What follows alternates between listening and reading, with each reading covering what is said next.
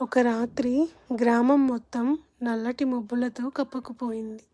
చంద్రుడు కూడా కనిపించలేదు. గాలి ఒక్కసారిగా ఆగిపోయింది.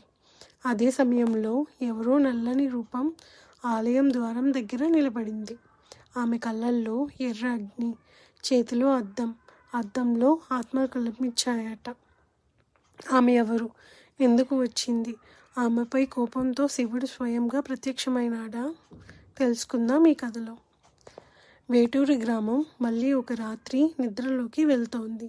అజయ్ తన గదిలో నిద్రపోతున్నాడు. అప్పుడే గాలి ఒక్కసారిగా మారింది. చాలా నల్లటి మబ్బులు గ్రామం మీద దిగాయి. జంతువులు విచిత్రంగా అరవసాగాయి. గ్రామస్తులు భయంతో కిటికీలు మూసుకున్నారు.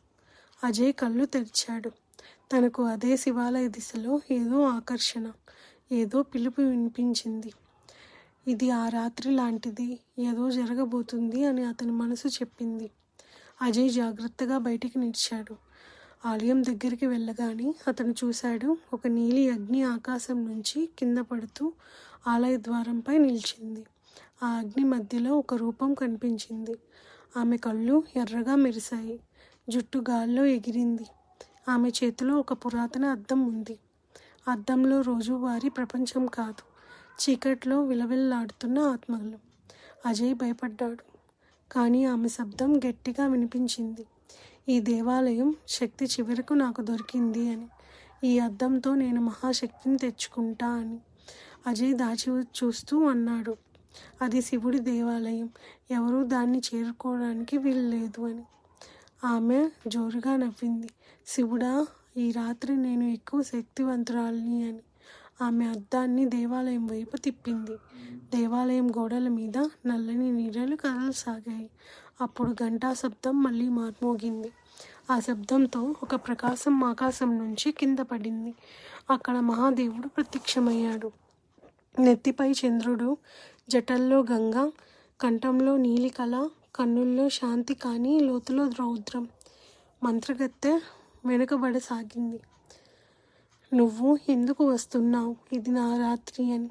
శివుడు నెమ్మదిగా అన్నాడు, అర్థం తెలియని శక్తి శాపంగా మారుతుంది. నేను ఇక్కడికి వచ్చాను ఎందుకంటే ఈ ఆలయాన్ని రక్షించడానికి కాదు, నేను రక్షించడానికి అని. మంత్రగత్తె ఆగిపోయింది. ఆమె కళ్ళల్లో నీళ్లు. నేను చెడ్డవాణ్ణి కాదు, నేను శాపగ్రస్తురాల్ని. నా గురువు నన్ను చీకటికి బలి చేశాడు. ఈ అద్దమే నన్ను బంధిస్తుంది అని. శివుడి కళ్ళు మూసుకొని త్రిశూలం నేలపై ఉంచాడు. ఆ చీకటి మబ్బులు కరిగిపోయాయి. శాపం శక్తితో కాదు, క్షమతో తొలుగుతుంది.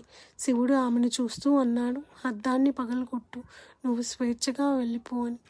మంత్రగత్తె వణుకుతూ అద్దం నేలపై పడేసింది. అదే క్షణంలో అద్దం ముక్కలైంది. ఆమె రూపం మళ్ళీ మార్చబడింది. భయంకరం నుండి దేవి సౌందర్యంగా. ఆమె శివుడికి నమస్కరించింది. శివుడు అజయ్ వైపు తిరిగి అన్నాడు, నీకు భయం ఉంది, కానీ హృదయం ధైర్యంగా ఉంది. భక్తి ధైర్యమే దేవునికి దగ్గర చేస్తుంది. అజయ్ నమస్కరించాడు. శివుడు చివరిగా అన్నాడు, ఈ ఆలయం ఇప్పుడు రక్షితమైంది, కానీ ఇది మొదటి పరీక్ష మాత్రమే.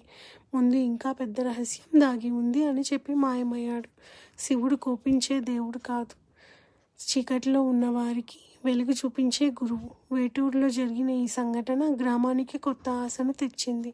అజయ్ మాత్రం శివుడు మాట ఇచ్చాడు, ఇదే మొదటి పరీక్ష, మరి తర్వాత ఏమవుతుందో అని ఆలోచిస్తూ ఆకాశాన్ని చూశాడు.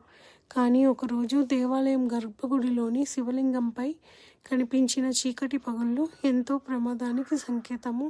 ఆ పగుల నుంచి వినిపించిన ఓం నాదం ఎవరికి పిలుపు? తర్వాతి ఎపిసోడ్లో తెలుసుకుందాం.